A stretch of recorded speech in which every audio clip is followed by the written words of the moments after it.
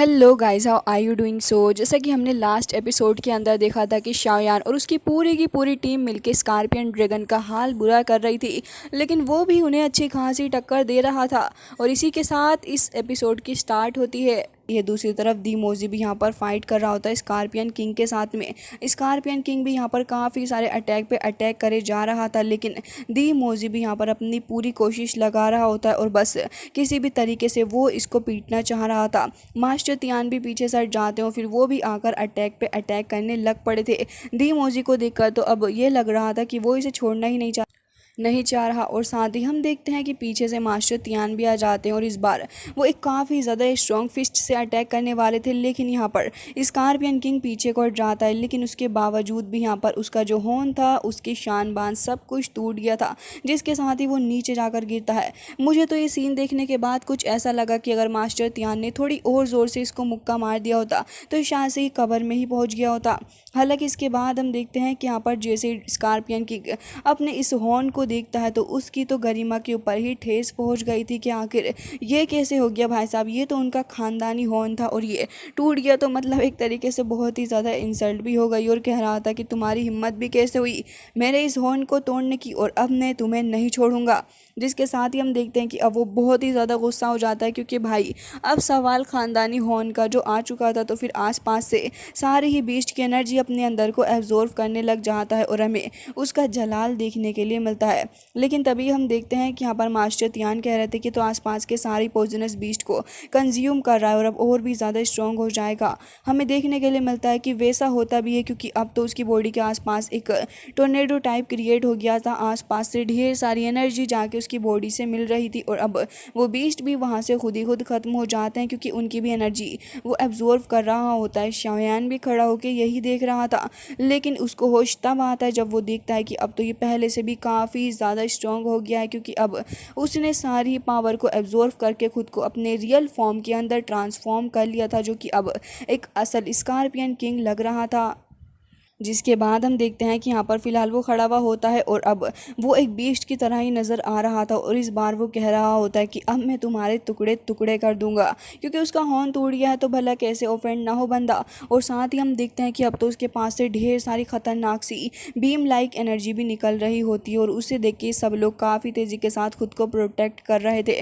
शाओयान भी पूरी कोशिश कर रहा होता है, लेकिन दूसरी तरफ लिटिल फेरी डॉक्टर अभी भी उसका स्ट्रगल चल रहा था और इन लोगों से वो फाइट कर रही होती है। दूसरी तरफ तियान को देखते हैं जो कि यहाँ पर खड़े हुए थे और तभी शाओयान वहाँ पर आ जाता और कह रहा था कि क्या आप बस इसे थोड़ी देर के लिए कंट्रोल कर लेंगे, मैं कुछ ना कुछ रास्ता निकालता हूँ। जिसके साथ ही यहाँ पर वो मास्टर तियान को इशारा कर देता है और साथ ही अपनी लाइटनिंग स्पीड के साथ काफ़ी तेज़ी से वहाँ से निकल के जा रहा था। हम देखते हैं कि वो अपनी उन्हीं हैंड्स वगैरह का इस्तेमाल करते हुए लगातार अटैक पे अटैक कर रहा था और उसके अटैक्स भी कोई ऐसे नॉर्मल अटैक्स नहीं होते, बल्कि काफ़ी ज़्यादा स्ट्रॉन्ग अटैक्स नज़र आ रहे थे।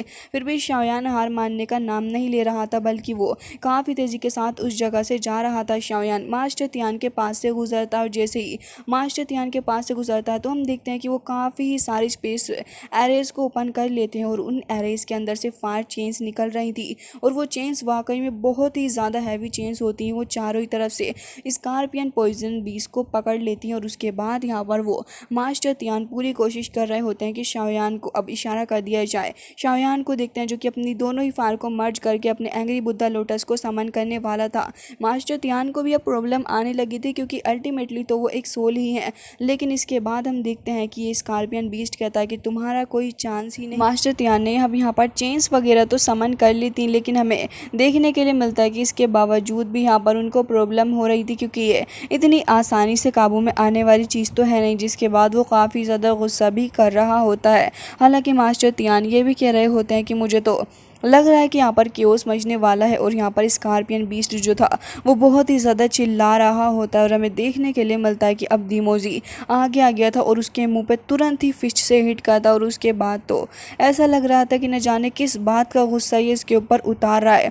लगातार उसके मुँह पे पंचेस की बरसात करता जाता और उसे देख के ऐसा लग रहा था कि शायद से शाओयान के ऊपर की फ्रस्ट्रेशन वो उसके ऊपर निकाल रहा है। इवन वो इतना ज़्यादा गुस्सा हो जाता है कि उसके हॉर्न को ऑलमोस्ट काफ़ी हद तक तोड़ देता है, जिससे कि स्कॉर्पियन बीस्ट को और भी ज़्यादा गुस्सा आता है। अब यहाँ पे अपना दीमोजी इसलिए भी कर रहा था ऐसा क्योंकि अगर ये ज़्यादा ज़ोर से चिल्लाएगा तो ऑफ कोर्स सी बात है कि आसपास लोगों को पता चल जाएगा कि यहाँ पर कुछ ना कुछ वियर्ड तो हो ही रहा है। इसके बाद अब हमें देखने के लिए मिलता है कि यहाँ पर वो अपनी चेंस को तोड़ने की कोशिश कर रहा था क्योंकि अब तो उसकी ख़ानदानी निशानी यानी कि वो हॉर्न और भी ज़्यादा टूट गया है। अब इससे इस बात पर इतना ज़्यादा गुस्सा आ रहा था कि अब तो कह रहा होता है कि तुम में से किसी को भी नहीं छोड़ूंगा। और उसके बाद तो लगातार यहाँ पे चेंस को तोड़ने की कोशिश कर रहा था। कुछ हद तक वो खुद को आज़ाद करवाने में कामयाब भी हो रहा होता है, लेकिन तभी मास्टर तियान कह रहे थे कि शाओयान जल्दी करो। और यहाँ पर वो काफ़ी परेशान भी नज़र आ रहे होते हैं। शाओयान भी अब अपने एंग्री बुद्धा लोटस को लगातार समन करने की कोशिश कर रहा होता है और हम देखते हैं कि यहाँ पर इस बंदे ने उन चेन्स को चटका दिया था। जिसके बाद तो यहाँ पर मास्टर तियान को देखते हैं जो कि अब इस ग्रिप को और भी ज़्यादा बढ़ा लेते हैं क्योंकि वो इस चीज़ को बिल्कुल भी अफोर्ड नहीं कर सकते थे क्योंकि अब इस बीस्ट को इतना ज़्यादा गुस्सा आ रहा था और ये इतना ज़्यादा आउट ऑफ कंट्रोल हो जाता है कि अब अगर ये आज़ाद हुआ तो सबसे पहले तो मास्टर तियान की ही चटनी बनाएगा, जो कि वो बिल्कुल भी नहीं चाहते। और हमें देखने के लिए मिलता है कि यहाँ पर रोकते रोकते भी इस स्कॉर्पियन बीस्ट ने धीरे धीरे करके खुद को आधे से ज़्यादा आज़ाद करवा लिया था और कह रहा होता है कि आज तुम सभी लोगों को मरना होगा। ये कहते साथ ही वो और भी ज़्यादा अग्रेसिव होते हुए सारी ही चेन्स को तोड़ देता है और अब वो खुद को आज़ाद कराने में भी कामयाब हो गया था, जिससे कि हम देखते हैं कि उसके आसपास काफ़ी ही सारी एनर्जी रिलीज़ होती है। और अब मास्टर तियान भी काफ़ी ज़्यादा पीछे हट चुके थे। अब शाओयान कह रहा था कि थोड़ी देरी से रोक के रखो, जिसके बाद तो स्कॉर्पियन बीस्ट काफ़ी ज़्यादा ज़ोर से उनको हिट करता और वो पहाड़ी के अंदर जाके फिट हो गए थे। दूसरी तरफ से दीमोजी को देखते हैं जो कि अब आ गया था। भाई साहब, दीमोजी का भी अलग ही टशन है। इसे देख के ये नहीं लगता कि बंदा किसी भी चीज़ से डरता है। अब हमें देखने के लिए मिलता है कि यहाँ पर दीमोजी लगातार आगे बढ़ रहा था और वो अटैक कर रहा होता है, लेकिन स्कॉर्पियन बीस्ट ने तो यहाँ पर मास्टर तियान को ही पढ़ लिया था और कह रहा था कि जिसने भी इस किंग को सफ़र करवाया है उसे मैं छोड़ूंगा नहीं, क्योंकि आज तक अपनी पूरी लाइफ में मैंने कभी इतना ज़्यादा ह्यूमिलिएटेड फील नहीं किया।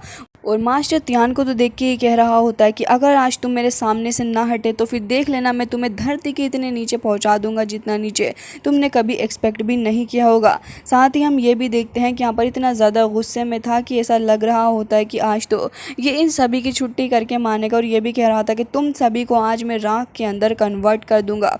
मेरे दिल के अंदर इस गुस्से को तुम कभी भी ख़त्म नहीं कर सकते। और हमें देखने के लिए मिलता है कि शाओयान भाई साहब अभी तक अपने एंग्री बुद्धा लोटस को फॉर्म करने में भी लगे हुए हैं। साथ ही हमें देखने के लिए मिलता है कि एंग्री बुद्धा लोटस आसपास की एनर्जी को कंज्यूम करके अब काफ़ी सारी एनर्जी को रिलीज़ भी करता है। लिटिल फेरी डॉक्टर जो कि अपने दुश्मनों से अभी फाइट कर रही थी, वो भी फील करती है कि अब यहाँ पर अपना एंग्री बुद्धा लोटस रेडी होने वाला है। लेकिन तभी यहाँ पर ये दोनों बंदे कहते हैं कि हमारे बॉस के साथ में मैस करना इतना आसान नहीं।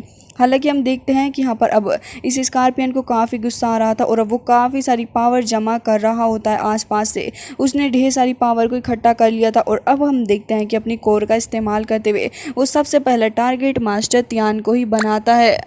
जिसके बाद हम देखते हैं कि यहाँ पर फ़िलहाल शाओयान काफ़ी ज़्यादा कोशिश कर रहा था, लेकिन अब जो अपना स्कॉर्पियन पॉइज़न था वो यहाँ पर लगातार अपनी पावर का इस्तेमाल करे जा रहा होता है। वो शाओयान की तरफ को ही अपनी पावर को फेंकने की कोशिश कर रहा था, क्योंकि उसे बहुत अच्छे से इसके बारे में पता था कि अगर वो शाओयान के ऊपर अटैक करेगा तो फिर यहाँ पर शाओयान अपने एंग्री बुद्धा लोटस को फॉर्म ही नहीं कर पाएगा। जिसके बाद अब हमें देखने के लिए मिलता है कि शाओयान बहुत ही ज़्यादा गुस्से में नज़र आ रहा था और अब तो उसका एंग्री बुद्धा लोटस भी फॉर्म हो गया होता है, जिसके चलते अब शाओयान एकदम ही रेडी था उसके ऊपर अटैक करने के लिए।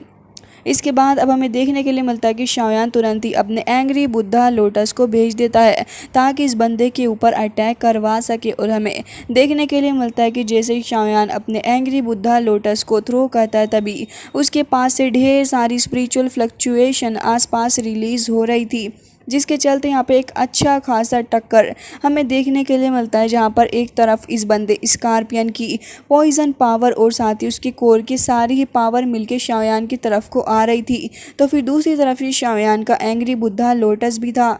जिसके बाद हम देखते हैं कि यहाँ पर शाओयान काफ़ी ज़्यादा तेज़ी के साथ में अपने एंग्री बुद्धा लोटस के ऊपर नज़रें बनाया हुआ था, क्योंकि अब जो एंग्री बुद्धा लोटस है उसके सामने वैसे भी कोई नहीं टिक पाता, तो भला ये स्कॉर्पियन पॉइजन किंग भला कहाँ ही टिक पाएगा। हमें देखने के लिए मिलता है कि उसका जो कोर अटैक था वो भी यहाँ पर एंग्री बुद्धा लोटस को सिर्फ कुछ वक्त के लिए ही रेसिस्ट कर पाता है और अल्टीमेटली उसका कोर अटैक पूरे तरीके से डिस्ट्रॉय हो गया था, क्योंकि एंग्री बुद्धा लोटस आगे बढ़ता है। इस अटैक को देखने के बाद तो स्कॉर्पियन बीस्ट की भी हालत ख़राब हो चुकी थी, क्योंकि उसने इतना एक्सपेक्ट नहीं किया था कि इसकी पावर इतनी ज़्यादा होगी। हालांकि जैसे ही अपना एंग्री बुद्धा लोटस जाके इस बंदे से टकराता है, तभी उस बंदे की बॉडी के अंदर से ढेर सारी फायर बाहर को निकलने लग गई थी। और साथ ही एंग्री बुद्धा लोटस की भी कुछ फ्लक्चुएशंस होती हैं जो कि आसपास रिलीज़ हो रही होती हैं। हालांकि एक बहुत ज़्यादा बड़ा ब्लास्ट हमें देखने के लिए मिलता है, जिससे कि इस लोटस की फ्लक्चुएशन अभी भी आसपास रिलीज़ होती जा रही थी। और यहाँ पर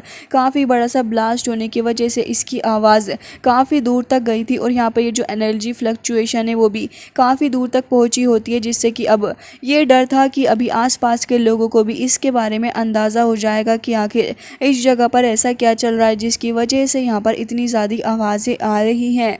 हालांकि तभी हमें देखने के लिए मिलता है कि यहाँ पर काफ़ी ज़्यादा तेज़ी के साथ में एक बहुत ही बड़ी सी फ्लक्चुएशन अभी ऊपर की तरफ को भी जाती है। शाओयान इस फ्लक्चुएशन को देख रहा था और ख़ुद भी अपने हाथ से ख़ुद को प्रोटेक्ट कर रहा होता है। बाकी सारे लोग भी अभी अपनी अपनी जगह पर मौजूद थे, और अब हम देखते हैं कि यहाँ पर सभी लोग इस फ्लक्चुएशन को देख रहे थे। एंग्री बुद्धा लोटस अपने एंगर को रिलीज़ करके वहाँ से ख़त्म हो गया था, और अब हमें देखने के लिए मिलता है कि स्कॉर्पियन बीस्ट की जो बॉडी थी वो एकदम ही एक डेड पर्सन की बॉडी की तरह नज़र आ रही थी। वो तो एंग्री बुद्धा लोटस के एक अटैक से ही नीचे को जाके गिर जाता है, और इसी से हमें पता चलता है कि अब वो अब बचा नहीं है, और ऑन दी स्पॉट ही उसकी डेथ हो गई है। जिसके बाद उसके जो बंदे थे जो कि अपने अपने हैमर लेके फाइट कर रहे थे और कह रहे थे कि हमारे बॉस के सामने मैच करना इतना आसान नहीं है, वो खुद भी काफ़ी ज़्यादा घबरा जाते हैं। लिटिल फेरी डॉक्टर की तरफ को ही देख रहे थे, तभी लिटिल फेरी डॉक्टर उनकी तरफ चलती हुई जा रही थी और अब कह रही होती है, तो क्या तुम दोनों खुद से जाने वाले हो या फिर आगे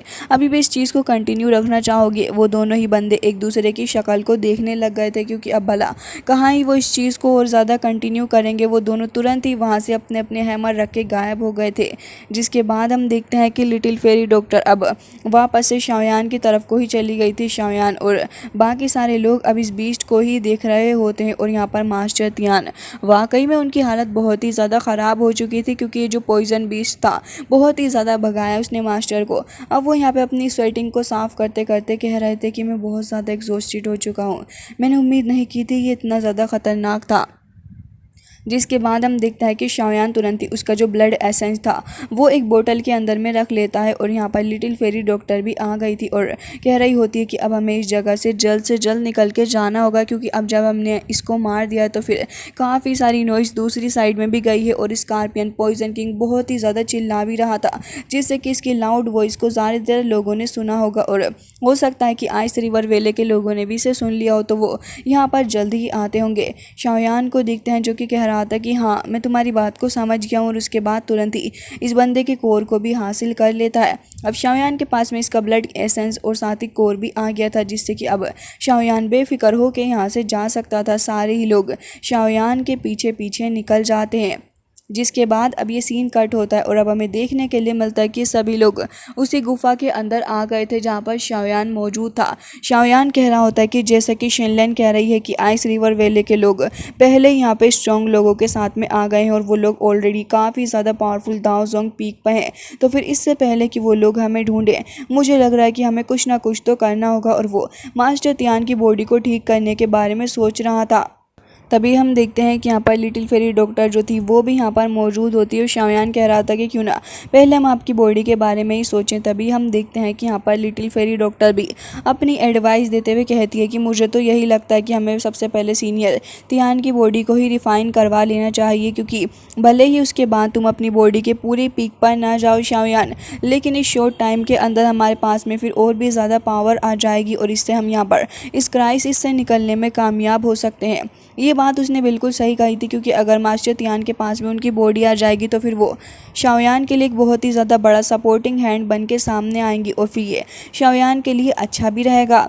अब यहाँ पर शाओयान लिटिल फेरी डॉक्टर की बातों को समझ गया था। थोड़ा सोचने के बाद शाओयान कहता है कि तुम्हारा एनालिसिस बिल्कुल ही सही है, मुझे भी यही लगता है कि हमें पहले सीनियर तियान की प्रॉब्लम को सोल्व कर देना चाहिए। ये सुनने के बाद तो हम देखते हैं कि यहाँ पर मास्टर तियान बहुत ही ज़्यादा खुश हो गए थे। अब तो वो एक छोटे बच्चे की तरह रिएक्ट कर रहे होते हैं और कह रहे थे कि क्या सच में ऐसा होने वाला है। तभी यहाँ पर शाओयान कहता है कि ऑफ कोर्स ऐसा होएगा, भला क्यों नहीं हो सकता ऐसा। अब शाओयान लिटिल फेरी डॉक्टर से भी कह रहा था कि तुम इसके बारे में बिल्कुल भी परेशान मत हो, मैं तुम्हारी पॉइजनस बॉडी को कंट्रोल करने में तुम्हारी मदद करूंगा, इसमें परेशान होने जैसी कोई भी बात नहीं। दोनों ही एक दूसरे की आंखों में देख रहे थे और माहौल थोड़ा सा रोमांटिक हो जाता है। मास्टर तियान को देखते हैं जो कि अब फ़िलहाल काफ़ी ज़्यादा खुश नज़र आ रहे थे। इवन वो इतने ज़्यादा खुश नज़र आ रहे होते हैं जितने कि शायद वो अपनी शादी पर भी नहीं होते। हमें देखने के लिए मिलता है कि यहाँ पर वो रो रहे थे और कह रहे थे कि मेरी बॉडी फाइनली मेरी बॉडी वापस आने वाली है, मैं फ़िज़िकली एक बार फिर से ठीक हो जाऊंगा। और उसके बाद मास्टर काफ़ी ज़्यादा खुश भी थे। शाओयान उनके पास में आ जाता तो वो तुरंत ही शाओयान के हाथों को पकड़ लेते और कह रहे थे कि क्या सच में तुम सच में मेरी हेल्प करने वाले हो, मैं तुम्हारी काइंडनेस कभी भी नहीं भूलूंगा। शाओयान उनकी बातें सुन के हंस रहा होता है कि ये मास्टर आखिर आज किस तरीके से बात कर रहे हैं, क्योंकि अक्सर वो कभी इस तरीके से बात नहीं किया करते। अब शाओयान भी यहाँ पर उनसे कह रहा होता है कि वैसे आपने यकीनन मेरी बहुत ही ज़्यादा मदद की है और हमेशा ही मेरा साथ दिया, तो आपकी काइंडनेस को रिपे करने के लिए तो मैं ऐसा कर ही सकता हूँ, ये इतनी ज़्यादा बड़ी कोई बात नहीं है। शाओयान का बिहेवियर और उसकी पर्सनैलिटी यहाँ पर मास्टर तियान को एक बार फिर से काफ़ी ज़्यादा इम्प्रेस कर देती है। वो अपने दिल से इस बार उसकी तरफ को देख रहे थे और यहाँ पर कह रहे होते हैं कि यकीनन तुम बहुत ही ज़्यादा बढ़िया बंदे हो शाओयान। जिसके बाद अब हम देखते हैं कि यहाँ पर वही सारी की सारी चीज़ों को सोच रहे थे और कह रहे थे कि सच बताऊं तो आज मुझे तुम्हारी टीचर से काफ़ी ज़्यादा जलन हो रही है, क्योंकि उनके पास में तुम जैसा इतना ज़्यादा अच्छा और एक टैलेंटेड डिसाइबल जो है। अब यहाँ पर वो इसके बारे में सोच रहे थे। शिनलिन एंड लिटिल फेरी डॉक्टर दोनों ही एक दूसरे को देख रही होती हैं और अब हमें देखने के लिए मिलता है कि शाओयान अपने पपेट दीमोजी को भी बुला लेता है और हमें देखने के लिए मिलता है कि वो ये कह रहा था कि मैं यिन एंड यांग सोल पिल को रिफाइन करने वाला हूँ सीनियर तियान के लिए, तो तुम लोग इस पीरियड के लिए बाहर जा सकते हो ताकि मैं यहाँ पर आराम से इस चीज़ को कर सकूँ। जिसके बाद अब ये सारे ही लोग शाओयान की बातों को समझ रहे थे और ये काम इनके लिए बहुत ही ज़्यादा ज़रूरी भी हो गया था, तो तभी ये तीनों ही बाहर को आकर खड़े हो जाते हैं। हमें देखने के लिए मिलता है कि शाओयान यहाँ पर फर्नेस के पास में बैठा हुआ था और अब वो इस पिल को रिफ़ाइन करने लग गया था, क्योंकि अब शाओयान के पास में सारे ही मटीरियल्स आ चुके थे। मास्टर तियान को देखते हैं जो कि अपने एक हाथ से दूसरे हाथ को टच करने की कोशिश कर रहे होते हैं। वो बहुत ही ज़्यादा खुश और रिलैक्स्ड नज़र आ रहे थे, क्योंकि उनके लिए ये बहुत ही ज़्यादा खुशी की बात थी। हालांकि इसके बाद अब हमें देखने के लिए मिलता है कि शाओयान लगातार अपनी हेवनली फ्लेम्स का इस्तेमाल करते हुए इस प्रोसेस को जारी रखता है, क्योंकि इस प्रोसेस के अंदर थोड़ा वक्त लगने वाला था। तो फिर मास्टर तियान वो तो यहाँ पर लेटे लेटे ही बोर हो जाते हैं और वो बस अब इंतज़ार की घड़ियाँ गिन रहे थे कि आखिर कब उनकी ये पिल बन के तैयार होगी, क्योंकि वो बस यही चाहते थे कि बस ये पिल जल्द से जल्द उनके हाथ में आ जाए। शाओयान की रिफायरमेंट के अंदर भी वो बार बार शाओयान की तरफ को आके बैठ रहे होते हैं। कभी यहाँ पर नदी के अंदर पानी डालते, कभी शाओयान की तरफ आकर बैठ जाते, कभी कुछ तो कभी कुछ, क्योंकि ये प्रोसेस उनके लिए तो सबसे ज़्यादा देर लगने वाला था, क्योंकि वो बंदे होते हैं जिसको इस प्रोसेस का सबसे ज़्यादा इंतज़ार था। अब यहाँ पे शाओयान लगातार रिफायरमेंट कर रहा था, लेकिन मास्टर वहीं पर सो जाते इंतज़ार करते करते, और ये इंतज़ार की घड़ियाँ ख़त्म होने का नाम ही नहीं ले रही थी। जिसके बाद ऐसे ही काफ़ी वक्त गुजर जाता है और उसके बाद फाइनली हमें स्काई के अंदर ढेर सारी थंडर पावर देखने के लिए मिलती है, जहाँ पर सारे ही लोग इसको देख रहे थे और कह रहे थे कि ये तो दान ली है।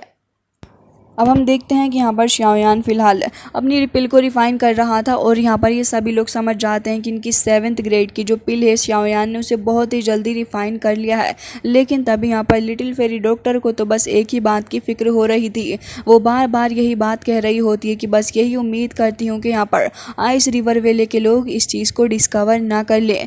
दूसरी तरफ हम देखते हैं कि मास्टर तियान सब्र करते करते अब थक चुके होते हैं। शाओयान की तरफ को ही देख रहे थे और शाओयान कह रहा था कि मुझे पता है कि आपको इस चीज़ का बेसब्री से इंतज़ार है।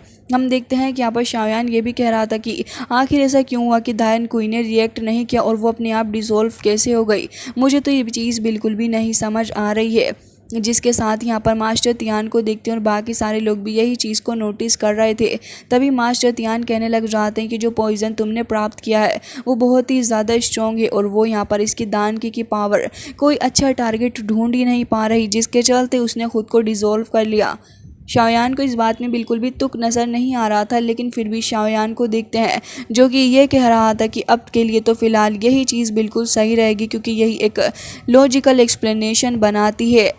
जिसके बाद अब हमें देखने के लिए मिलता है कि यहाँ पर अब ये जो पिल थी उसकी रिफाइनमेंट की प्रोसेस ऑलमोस्ट कंप्लीट हो चुकी थी और अब वो रिफाइन हो गई होती है, जिससे कि आसपास काफ़ी सारी आइस वगैरह आ गई थी और आसपास की जो कुछ चीज़ें थी वो भी यहाँ पर काफ़ी ज़्यादा फास्ट ग्रो कर रही होती। इस पिल की पावर बहुत ही ज़्यादा थी।